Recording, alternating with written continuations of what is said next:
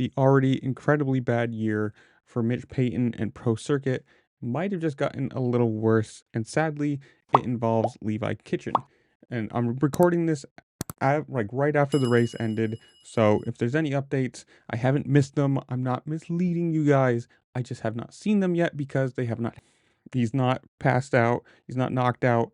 I mean, he probably may, which is probably not a good thing. Could not be a good thing. But at least the medical crew didn't move him for himself. And I don't know. This is just, you think everyone on the West Coast is injured for them. Now the East Coast, you're starting to get people, and it's just what is going on with this team? Like, you joke about a curse, but it's got to be real. I mean, at some point, as soon as all the weight on that bike is on the front wheel, you can't brake, you can't accelerate, you are just along for the ride. And sadly, it goes over and smashes him into the ground.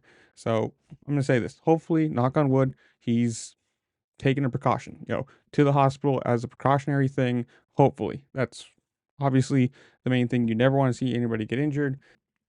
But I guess comment down below. Tell me what you think. Did you like Daytona? Are you happy with who won? Whatever it is, comment down below. Tell me what you think. While you're down there, make sure to like, share, subscribe, do all the fun things this platform allows you to do because it really just helped me out and I appreciate it. And with that, I'll see you later. Peace.